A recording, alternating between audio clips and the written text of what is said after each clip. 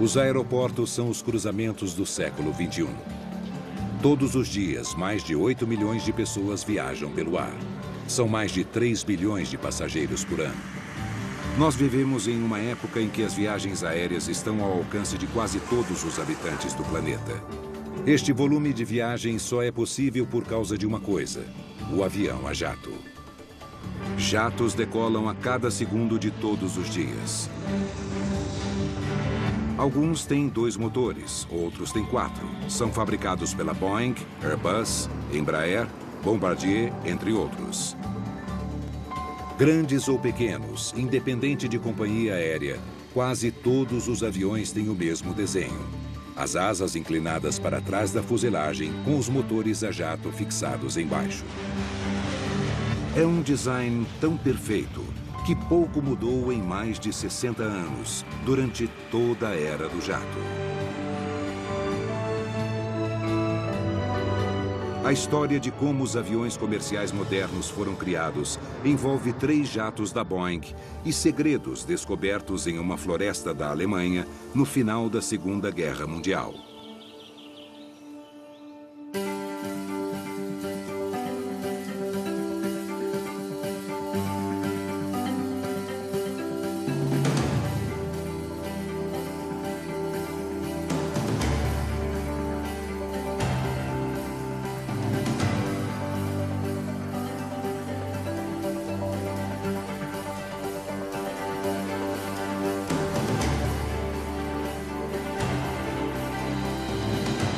Projeto Aeroespacial. Episódio 3, Encolhendo o Mundo. A Segunda Guerra Mundial na Europa foi basicamente a batalha da Alemanha contra as forças armadas de mais de 12 nações. Mas mesmo assim, os militares alemães acreditavam que sairiam vencedores. Em segredo, por mais de uma década, os nazistas desenvolveram o que eles chamavam de Wunderwaffen, ou armas maravilhosas. Os alemães investiram grandes quantidades de dinheiro, tempo e esforço no conceito de superarmas, incluindo os mais avançados projetos e pesquisas de aviões.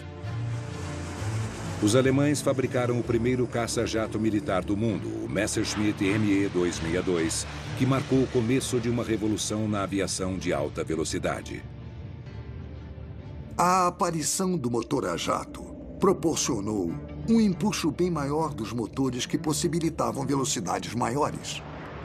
O Me-262 era o avião mais veloz do planeta, mas a Força Aérea Alemã, a Luftwaffe, estava desenvolvendo projetos ainda mais avançados.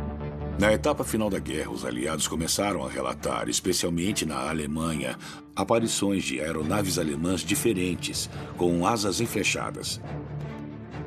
Aviões com asas inclinadas para a traseira da aeronave, como se fossem uma flecha.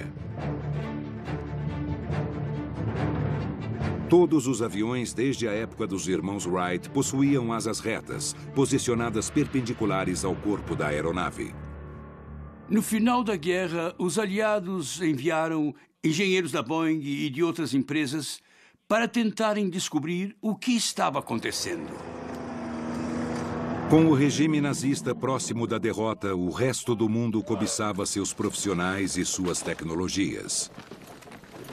Havia um programa chamado LUST, que desenvolvia tecnologia para a Força Aérea Alemã. E começou uma corrida para obter essas tecnologias. Poucas horas atrás das frentes de batalha, logo atrás das frentes russas, britânicas e norte-americanas, no oeste, havia equipes de cientistas e técnicos. Eles pegavam tudo que encontravam, equipamentos, pesquisas, ferramentas de desenvolvimento, para tentar obter essas tecnologias revolucionárias alemãs. A equipe da Operação Lusty era liderada pelo renomado engenheiro aeroespacial Theodor von Karman, um judeu húngaro que trocou a Alemanha pelos Estados Unidos quando Hitler tomou o poder. A Força Aérea dos Estados Unidos pediu que von Karman reunisse os maiores gênios da aviação americana para a missão. Entre eles estava o chefe de aerodinâmica da Boeing, George Scheider. A equipe varreu a área procurando o que havia sobrado dos centros de pesquisa aeronáutica nazistas. Eles se depararam com um estabelecimento de pesquisas avançadas, escondido no meio da floresta. Era um lugar tão bem escondido que, durante a guerra, as forças aliadas nunca viram. Para os engenheiros, parecia um paraíso. Eles mal acreditavam no que viram.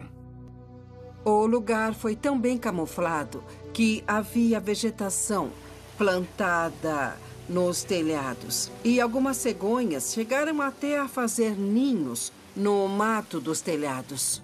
E ninguém nas Forças Armadas dos Estados Unidos havia ouvido falar desse estabelecimento, apesar de estar em operação há 10 anos. O local era conhecido como Völkenrode e era o maior centro de pesquisa aeronáutica da Alemanha. Eles encontraram um zelador que havia recebido ordens de Hitler para detonar essas instalações. Mas ele havia trabalhado com a equipe na construção e achava o lugar bonito demais. Então ele não detonou o local e levou a equipe dos aliados ao cofre onde todas as informações estavam guardadas. Nas instalações, havia uma quantidade incrível de informações sobre aviação que ninguém nos Estados Unidos conhecia. Havia laboratórios, tanques de combustível de jato, eles tinham 7 túneis de vento e um projeto revolucionário de asas enflechadas. E as asas enflechadas foram a característica que mais chamou a atenção dos norte-americanos. O design de asas enflechadas sugeria que os alemães haviam resolvido o problema que desafiava os britânicos e os norte-americanos, que sabiam fabricar motores a jato, mas não conseguiam construir aviões que tirassem proveito deles. O problema era que se você colocasse motores a jato em um avião tradicional com asas retas, o avião alcançaria velocidades em que o fluxo de ar por cima das asas atingiria velocidades supersônicas. Mesmo com o avião abaixo da velocidade do som, isso causaria uma grande trepidação nas asas, então seria muito difícil controlar o avião. Ele perderia sustentação e tudo mais. Mas inclinando as asas para trás, os alemães conseguiram diminuir o choque frontal do fluxo de ar nas asas. E assim o avião podia tirar proveito máximo dos motores a jato. Os dados sobre as asas enflechadas não foram a única surpresa que os norte-americanos encontraram em Völkenrode. Eles também conheceram o diretor do projeto, Adolf Bussmann, um dos maiores especialistas em aerodinâmica da Alemanha e ex-colega de von Karman antes da guerra. Bussmann ficou surpreso ao ver os norte-americanos espantados com as asas enflechadas. Em 1935, o Adolf Bussmann apresentou um estudo sobre voo em alta velocidade em uma conferência internacional de aeronáutica que ficou conhecida como Conferência de Volta. Quando os aliados conversaram com Bussmann, ele comentou que havia feito uma apresentação sobre asas enflechadas, mas os norte-americanos haviam esquecido. Os maiores especialistas em aerodinâmica do mundo compareceram à conferência, incluindo o próprio von Karman. Poucas pessoas prestaram atenção na apresentação dele, mas os alemães prestaram muita atenção. E, um ano depois, eles esconderam o conceito de asas enflechadas e começaram uma série de pesquisas de laboratório e túneis de vento com asas enflechadas. George Scheider imediatamente enxergou a importância da pesquisa desenvolvida em Völkenrode. Ele escreveu uma carta para os seus colegas da Boeing falando: é melhor ligarem o túnel de vento e testarem esse conceito, porque esse é o segredo da velocidade dos aviões alemães. A Boeing estava competindo com outras 3 companhias para produzir a próxima geração de bombardeiros norte-americanos, um jato. Ele seria chamado de B-47. Por quase 2 anos, a Boeing trabalhou em um projeto com asas retas. O George Scheider tomou a decisão ousada de interromper imediatamente todo o projeto do B-47 que estava em desenvolvimento e modificou o seu design para o de um bombardeiro com asas enflechadas. Mas mudar o projeto para um jato com asas enflechadas era um grande risco. Ninguém tinha a menor ideia de como construir um avião com esse tipo de asa. Todo mundo sabia que esse avião poderia voar muito rápido, mas os engenheiros não sabiam como controlar tanta velocidade. Eles nem sabiam se seria possível controlar o avião. Já que havia um túnel de vento na fábrica, a Boeing passou uma infinidade de horas desenvolvendo as asas do B-47. Todo mundo sabia que as asas enflechadas eram a solução. Mas onde ficariam os motores? Até então, praticamente todos os aviões haviam sido projetados com os motores embutidos nas asas. A Boeing concluiu que isso seria muito perigoso, porque se desse algum problema e o motor a jato explodisse, isso poderia derrubar o avião. Os projetistas da Boeing tinham lembranças terríveis dos incêndios em motores que prejudicaram o desenvolvimento do bombardeiro B-29. Eles bolaram um conceito radical, era muito radical, de pendurar os motores embaixo das asas. O novo projeto deixaria os motores presos em suportes pendurados embaixo das asas em pequenos compartimentos.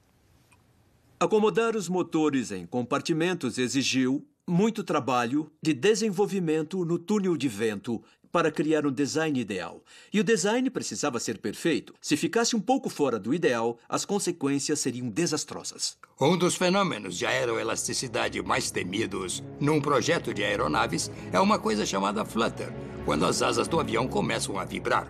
Quando os engenheiros testaram a maquete no túnel de vento, eles queriam ver se o avião era estável. Mas começaram a voar pedaços das asas para todos os lados. Parecia uma missão impossível, porque as asas balançavam mais do que gelatina. Então, eles começaram um processo de tentar domar o avião. Um processo de tentativa e erro revelou que o peso dos motores, posicionados em pontos específicos das asas, anulava o fenômeno de flutter. Eles provaram que os próprios motores podiam manter as asas estáveis. E as asas enflechadas dobravam a velocidade dos aviões. E isso foi desenvolvido por poucos engenheiros no túnel de vento. Então, em 1947, eles desenvolveram o primeiro avião de grande porte com asas enflechadas do mundo, o primeiro B-47. E quando eles demonstraram o B-47 pela primeira vez para a Força Aérea enviou um caça no seu encalço, mas era um caça da geração anterior. E o caça não conseguiu acompanhá-lo. O bombardeiro era mais veloz que o caça. Isso nunca havia acontecido. A Boeing ganhou um contrato para fabricar uma frota de B-47. Mas o B-47 era uma aeronave militar e não um jato de passageiros. A ideia de um avião a jato transportando passageiros mais alto, mais veloz e mais longe e com mais conforto do que nunca exigiria um grande salto de criatividade e tecnologia. Bill Allen, o empresário que se tornou presidente da Boeing ao final da Segunda Guerra Mundial, não possuía as características de um visionário. À primeira vista, ele era um advogado corporativo comum que não se destacava. Uma pessoa chata e maçante, mas qualquer empresa de sucesso precisa de um homem como Bill Allen. Bill Allen havia passado anos trabalhando como advogado corporativo da Boeing. Ele se tornou presidente da Boeing na mesma época em que o governo estava cancelando $1,5 bilhão em contratos com a companhia. O bombardeiro B-47 era uma exceção. Era o avião que estava colocando a Força Aérea na era do jato. E Bill Allen queria fazer mais. Allen ouviu George Schiller e sua equipe elogiarem o design do B-47 com asas enflechadas. O jato era mais silencioso, mais estável e muito mais veloz do que qualquer avião com hélices. Então, no verão de 1950, Bill Allen decidiu testar o modelo com as próprias mãos. Ele subiu as escadas da aeronave e se sentou atrás do piloto.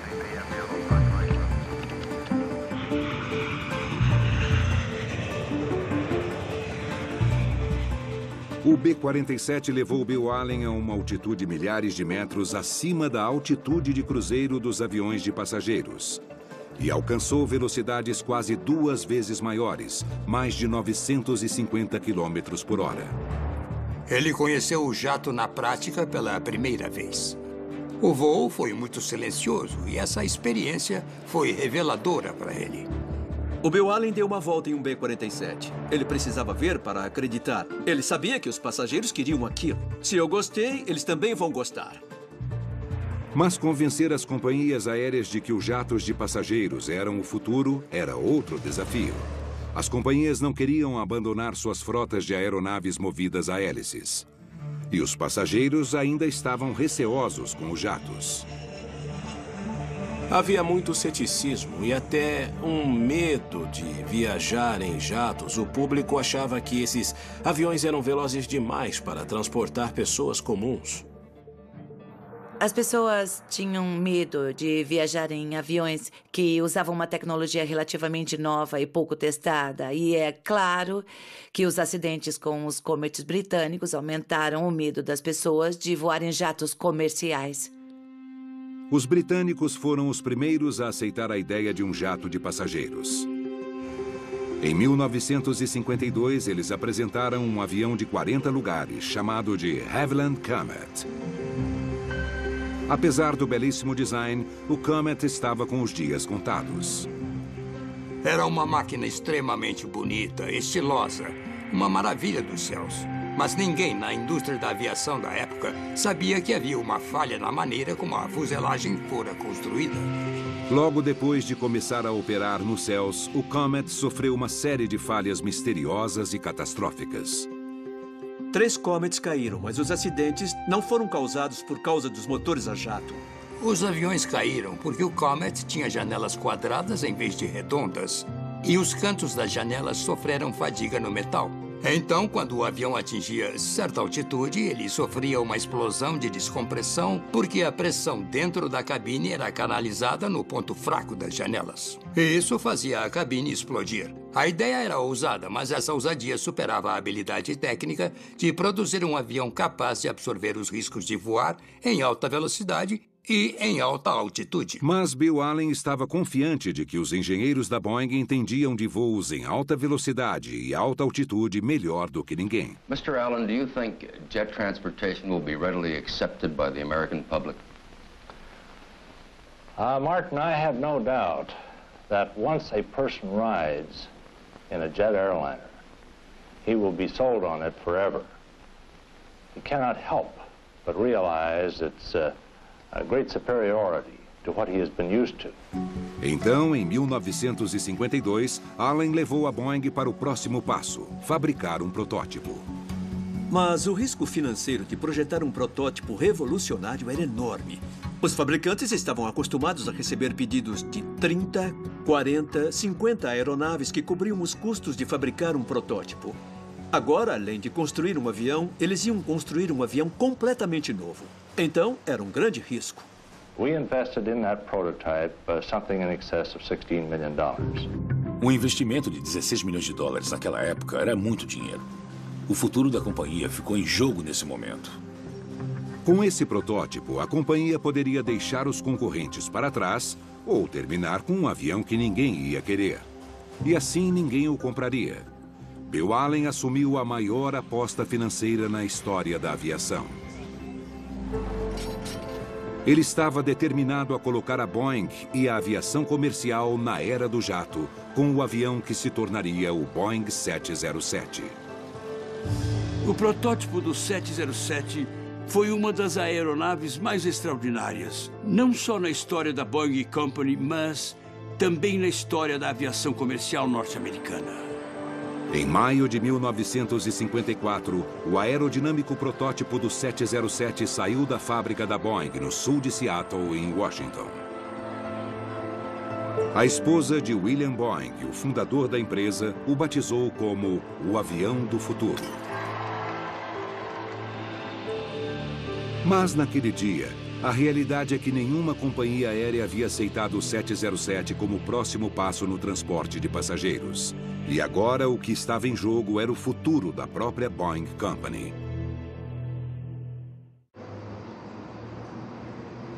Um ano após seu lançamento, o 707 parecia um fracasso. Nenhuma companhia aérea se interessou em comprar o avião que, segundo Bill Allen, seria o futuro da aviação comercial. Então, no verão de 1955, Allen convocou o piloto-chefe de testes da Boeing, Tex Johnston, para ajudar a vender o avião. O Tex Johnston era uma figura extrovertida e fanfarrona. Um piloto que gostava de voar com botas de cowboy e chapéu de vaqueiro. E ele era a única pessoa, segundo a apólice de seguro de 18 milhões de dólares da Boeing, que tinha autorização para pilotar essa aeronave. Com os executivos das maiores companhias aéreas hospedados em Seattle para reuniões da indústria, Allen aproveitou essa oportunidade e os convidou para uma corrida popular de barcos no Lago Washington. O Bill Allen estava em um barco no Lago Washington, divertindo alguns clientes. E a ideia era o Johnston decolar, sobrevoar os barcos, fazer a volta e pousar para exibir o avião para os seus potenciais compradores na corrida de barcos. O Bill Allen não deu nenhuma instrução específica para o Tex Johnston e a ideia era simplesmente sobrevoar os espectadores da corrida porque seria uma imagem inesquecível. Era uma máquina inteiramente nova, com um design sensual e atraente. Mas o Tex Johnston teve as suas próprias ideias. Havia uns 350, 400 mil espectadores na corrida em volta do lago. E, de repente, o avião começou a girar. E até parecia que o piloto havia perdido o controle da aeronave. Quando ele sobrevoou a multidão, ele decidiu girar o avião. E o coração do Allen disparou. Ele pediu um calmante para o seu assistente. Ele pensou, mas o que será que o Tex acha que está fazendo? O Tex girou o avião, ficou de cabeça para baixo e depois girou o avião de novo em cima da multidão. E eu acho que todo mundo ficou preocupado que Bill Allen pudesse ter um piripaque.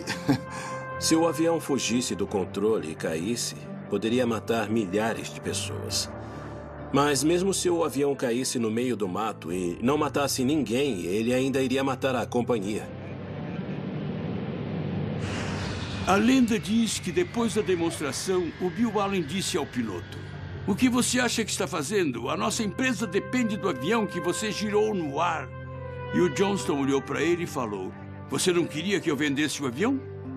A demonstração foi espetacular, mas os executivos das companhias aéreas ainda consideravam o salto para jatos comerciais arriscado demais.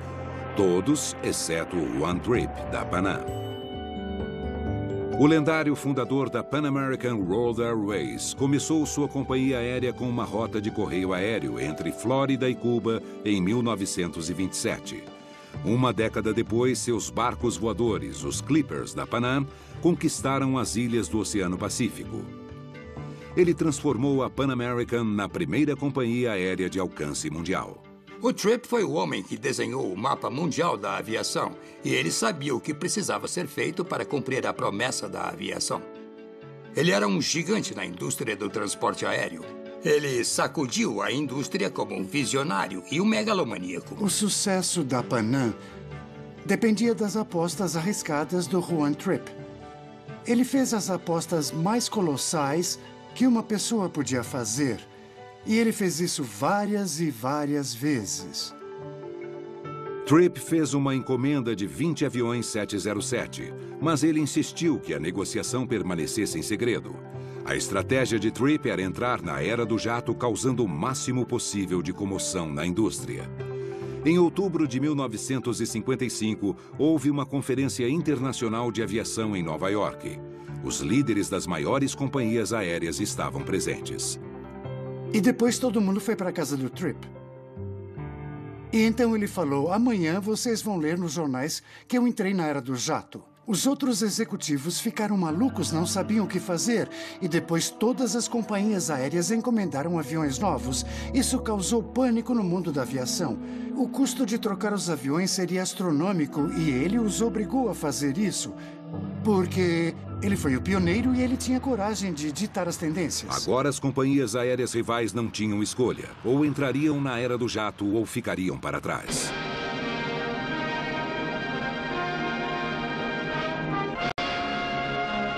Welcome aboard the spacious cabin. Attractively decorated, air-conditioned but draft-free. Nós servíamos caviar e champanhe para os passageiros e o cardápio incluía rosbife e lagosta ao termidor, com 2 ou 3 entradas para as pessoas escolherem. E durante toda a viagem servíamos vinho de alta qualidade. Viajar em um 707 era quase como entrar em um clube do jato. Todo mundo queria viajar nele. Era popular. Os Beatles voavam de 707. Os Rolling Stones voavam de 707. Então, todo mundo queria voar de 707. Frank Sinatra cantava Come Fly With Me. E isso criou uma aura, um mistério, uma mágica. A era do jato é um bom exemplo de marketing brilhante. A indústria do entretenimento vendeu a ideia. Para as companhias aéreas e para a Boeing, a arriscada aposta de Bill Allen rendeu grandes frutos. Em um ano, o tráfego de passageiros pelo Atlântico Norte mudou completamente. Agora, havia mais pessoas cruzando o Oceano Atlântico pelo ar do que pelo mar. O avião a jato superou séculos de travessias marítimas intercontinentais. Alguma coisa nova na vida das pessoas estava prestes a acontecer. A versatilidade dos aviões a jato permitiu que o mundo todo começasse a viajar. Com sua personalidade grandiosa, Juan Trippe declarou: em uma única tacada, nós encolhemos o planeta. Mas Juan Trippe e Bill Allen queriam mais.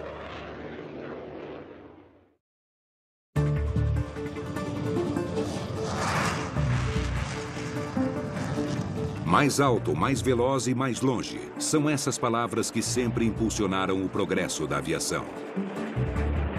Em 1947, Chuck Yeager quebrou a barreira do som a bordo de um Bell X-1. E nos anos 60, os aviões militares realizavam missões rotineiras em velocidades supersônicas. Mas jatos comerciais supersônicos, conhecidos pela sigla SST, que pudessem transportar passageiros entre continentes, cruzando oceanos em poucas horas, ainda faltavam nos céus. No começo dos anos 60, os britânicos e os franceses tomaram a iniciativa de desenvolver o projeto Concorde. O Concorde seria o primeiro jato supersônico de passageiros. A administração Kennedy debateu se os Estados Unidos deveriam desenvolver seu próprio SST, maior e mais veloz, que pudesse desbancar o Concorde. Mas o presidente Kennedy já havia assumido o maior, mais caro e mais desafiador compromisso tecnológico da história dos Estados Unidos: a missão de enviar o homem à Lua. Ele não queria se comprometer com o transporte supersônico de passageiros. Mas Juan Trippe, da Pan American, estava convencido de que era hora dos aviões de passageiros embarcarem na próxima tendência da aviação. Trippe era um visionário de verdade. Ele previu o voo supersônico do mesmo jeito que ele previu as tendências anteriores. Essa era a última fronteira antes do voo espacial. Então, Trippe bolou uma maneira de manipular o presidente dos Estados Unidos. Juan Trippe era um conspirador obcecado por controle. Ele não era agradável, e a sua maior genialidade era saber como manipular as pessoas para conseguir o que quisesse para a Panam. Trippe visitou os concorrentes. Ele fechou um acordo para comprar 6 Concorde supersônicos dos franceses e dos britânicos por dezenas de milhões de dólares. Depois, ele deixou a notícia vazar nos jornais norte-americanos. O presidente Kennedy não gostou. You can tell him I'm going to spend the next time I'm here really giving a screwing to Pan American, because that sticks it right to us. Esse é o presidente dos Estados Unidos ao telefone com o diretor da Administração Federal de Aviação. Well, now, will you give him this message from me and make it very clear that I think he ought to retract that, and he ought to wait now and see what the United States is going to do. We'll give him all the trouble he wants, because there isn't going to be anything that's going to make me more excited than doing that. Como sempre, Juan Trippe conseguiu o que queria. I'm announcing today that the United States will commit itself to an important new program in civilian aviation.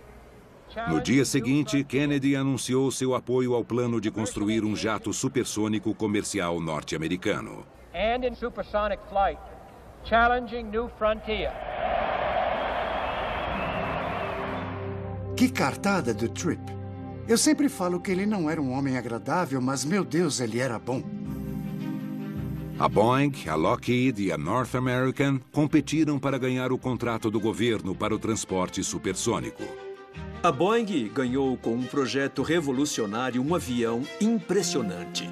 A maquete em tamanho real, em exposição em Seattle, tornou-se uma parada obrigatória para os profissionais da indústria da aviação. Asas enflechadas, 4 motores enormes, 300 passageiros, voando a 2,5 vezes a velocidade do som.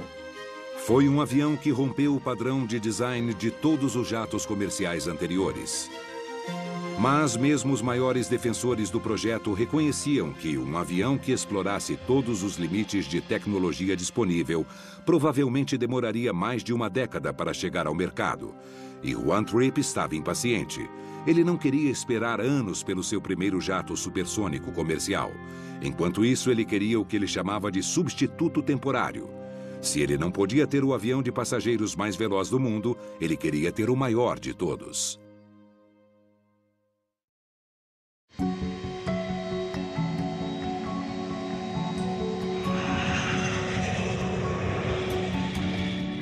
O 747 foi um grande compromisso com o futuro do transporte aéreo que ninguém na indústria da aviação havia sonhado até então.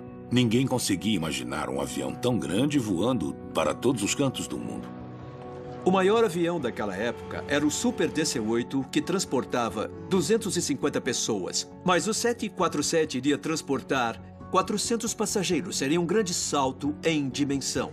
A maioria dos executivos das companhias aéreas ficou chocada com o conceito desse avião. Como eles iam ocupar tantos assentos? Juan Trippe estava convencido de que se ele tivesse um modelo comercial com o dobro de assentos de um 707, a Pan Am lotaria os aviões e reduziria ainda mais o custo das passagens. Então, Trippe mais uma vez procurou a Boeing e seu grande amigo, o presidente da companhia, Bill Allen. Ambos tinham mais de 60 anos e se aproximavam do fim de suas longas e renomadas carreiras. O 747 literalmente nasceu depois de uma conversa entre esses dois homens em um iate. E o Juan Trippe disse, se você fabricar, eu compro. E em seguida o Bill Allen falou, eu fabrico se você comprar. Então, o projeto nasceu de um aperto de mãos, nada mais do que isso. Juan Trippe assinou o maior contrato na história da aviação comercial, encomendando 25 jatos 747. Tanto a Boeing quanto a Pan Am apostaram tudo nessa aeronave. As duas quebrariam se o projeto fracassasse. Além de comprometer a Boeing a gastar bilhões de dólares no desenvolvimento do 747, Bill Allen prometeu a Trippe que entregaria os aviões em menos de 4 anos. Quando Trippe e o Allen apertaram as mãos, eles sabiam do tamanho do desafio, mas não se importaram. Eles queriam assumir essa missão. Os detalhes chatos sobre o projeto seriam responsabilidade de outras pessoas. O trabalho de transformar a visão da dupla em realidade caiu nos ombros de um engenheiro chamado Joe Sutter. Sutter trabalhava com jatos desde que havia entrado na empresa, quase 20 anos antes. O Joe Sutter era uma pessoa muito discreta. Ele era o gênio nos bastidores. Mas ele era um engenheiro extremamente profissional, habilidoso e comprometido, com quem todo mundo podia contar. Ele é modesto sobre a sua contribuição à indústria da aviação. Em relação ao 747, ele diz que era o único engenheiro disponível porque os mais inteligentes estavam fabricando o SST. O Juan Trippe queria uma aeronave 2,5 vezes maior do que o jato comercial em operação, o Boeing 707. Então, era um grande salto adiante.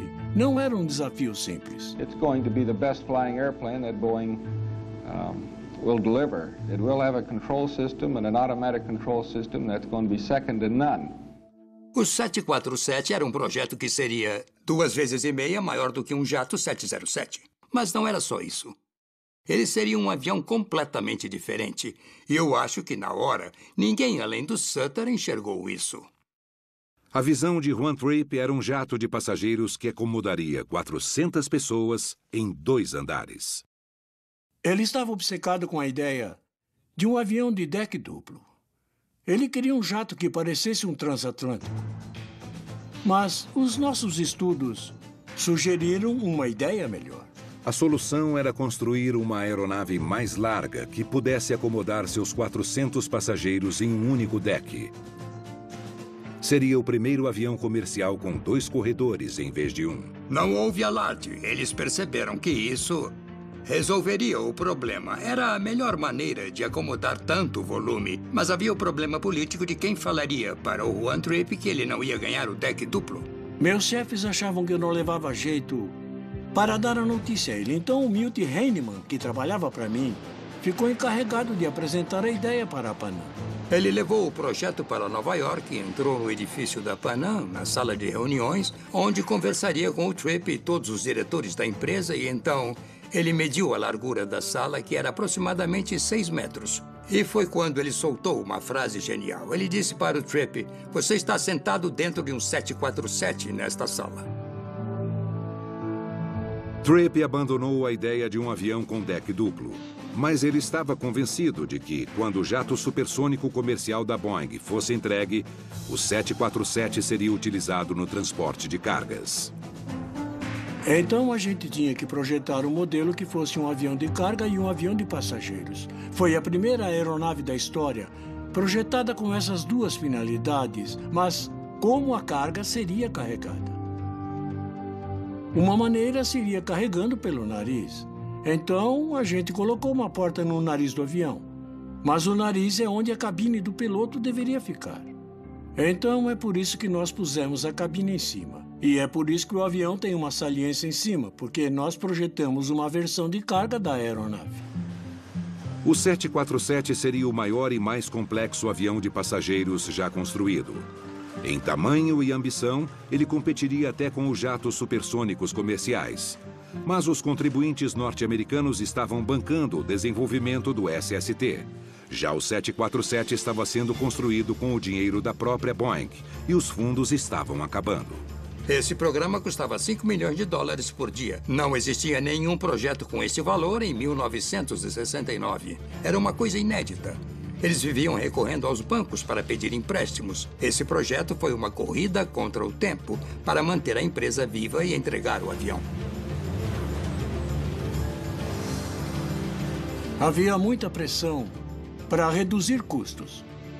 O Bill Allen convocou uma reunião antes de ir outra vez ao banco para pedir mais dinheiro. E a diretoria decidiu que eu tinha engenheiros demais e eles queriam que eu demitisse 1.000 engenheiros. Mas isso seria um desastre. Eu não podia dispensar 1.000 engenheiros. Na verdade, eu precisava de mais uns 800. Mas tem horas que a gente precisa arriscar tudo e tentar fazer um gol mesmo chutando do meio de campo. Eu tinha que tomar uma decisão. Eu falo a verdade ou eu aceito a decisão deles? E eu falei a verdade, achando que aquele seria meu último dia na Boeing. Não foi o último dia de Joe Sutter na Boeing, e ele manteve seus engenheiros. Mas a promessa continuava a mesma: colocar o 747 nos céus em menos de 4 anos.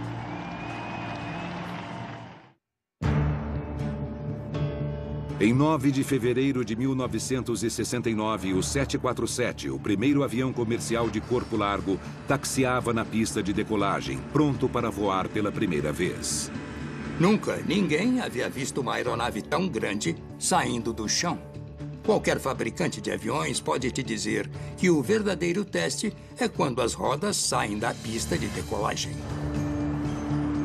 Era comum ler publicações que falavam: "Eu não acredito que um avião tão grande consiga voar."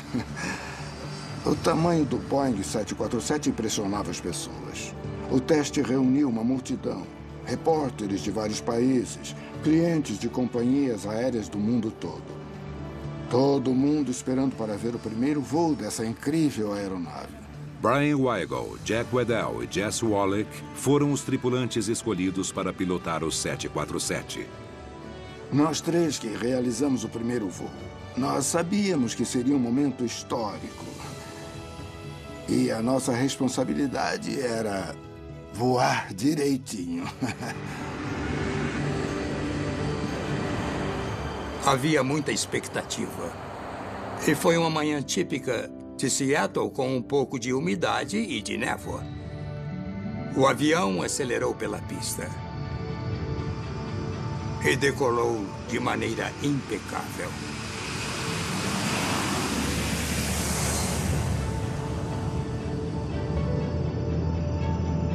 O alívio de colocar o avião no ar depois de tanto esforço e trabalho foi inesquecível.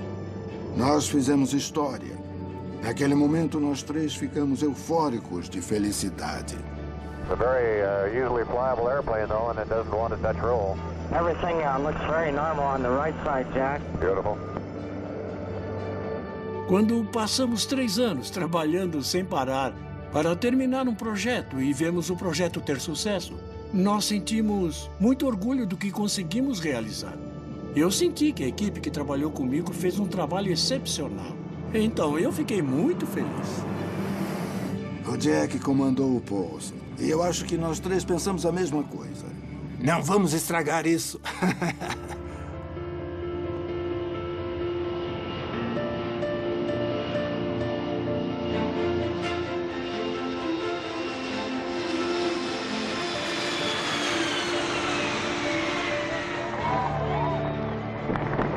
Hi, Al. Jack, how are you? The natural question is, what are your impressions? I guess this sounds complacent or something, but that thing is just ridiculously easy to fly. It's just a pilot's dream. O 747 incorporava tudo o que a aviação representava. A ciência, a engenharia, a eterna busca por inovações. Todas essas características estavam presentes na gigantesca máquina de Joe Sutter. O avião que supostamente revolucionaria o design dos jatos de passageiros, o SST, nunca foi fabricado. Os custos subiram exponencialmente e o Congresso cortou o financiamento. A maquete foi parar em um museu. Quase meio século depois de seu primeiro voo, o 747 continua em produção e em operação por todo o mundo. É o avião comercial mais famoso da história e continua sendo um símbolo da era do jato e da promessa de um meio de transporte para todos. Esse avião mudou o paradigma não só dos negócios, mas também do contato entre as pessoas. E, no fundo, tudo começou com a decisão de desenvolver um avião comercial a jato com asas enflechadas. Para mim, sendo um engenheiro aeronáutico, é incrível pensar que se passaram 60, 70 anos e eu acabei de voar de Bruxelas. Nesse caso, em um Boeing 777, que tem praticamente o mesmo design do B-47. Esse conceito de design foi tão bem feito que não há motivo para mudá-lo. Sabe aquela expressão... Não mexa no time que está ganhando? É por isso que esses aviões existem até hoje. Versão brasileira Vox Mundi.